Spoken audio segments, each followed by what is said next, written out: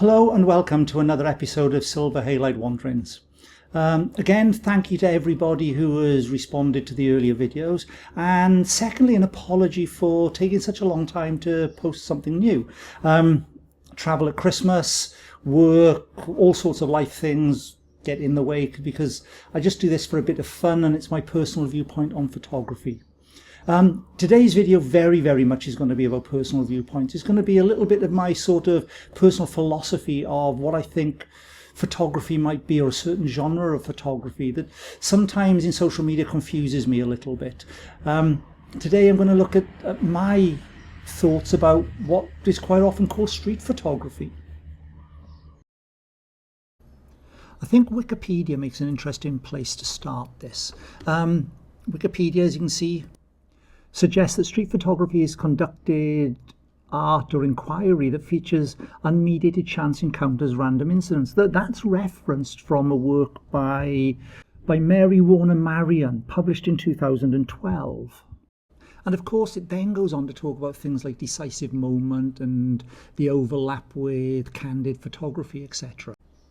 From a British perspective, it then goes on to obviously talk about Tony Ray Jones. And that's maybe where things start to go a little bit awry, where things get a little bit vague. My favourite TRJ photo is this one, a photo that probably most people would not associate with street photography. So what is this street photography thing?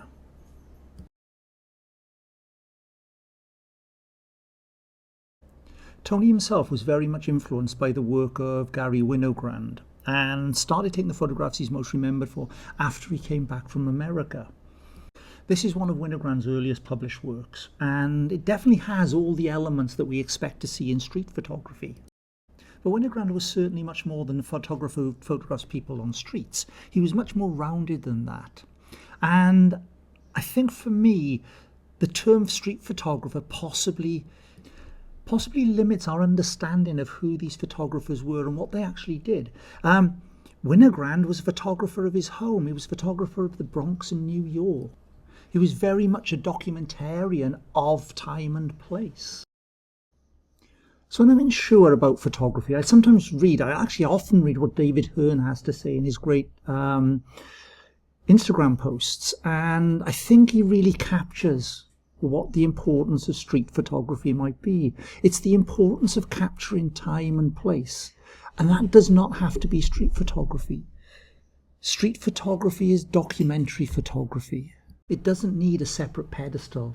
It's important enough in its own right.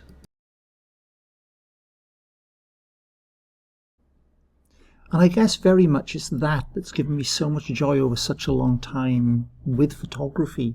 I'm very lucky. I've managed to live in the last 20 years in round about 9 different countries.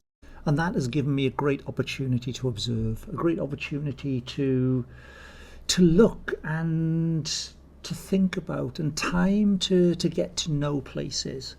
And I think that's what lifts the photography of, say, Tony Ray Jones or Garry Winogrand. Not that I'm comparing myself to them, but they knew their place intimately.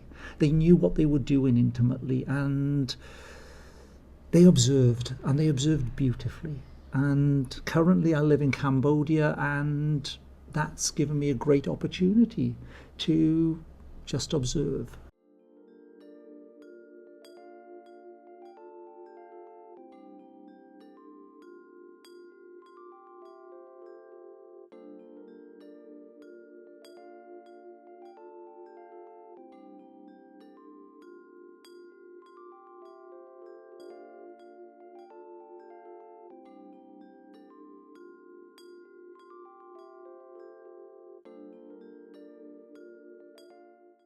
So I'm not sure if we need to reductively reduce everything into smaller and smaller categories. I think photography, when it observes and when it documents, is fabulous and the highest form that it can be. And maybe I'll leave you with my favourite photograph of a street.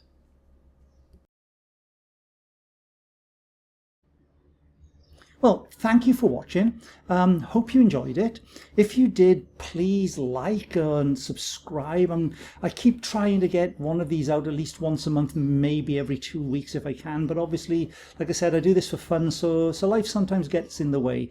But thank you for watching, and hopefully it gave you something to think about.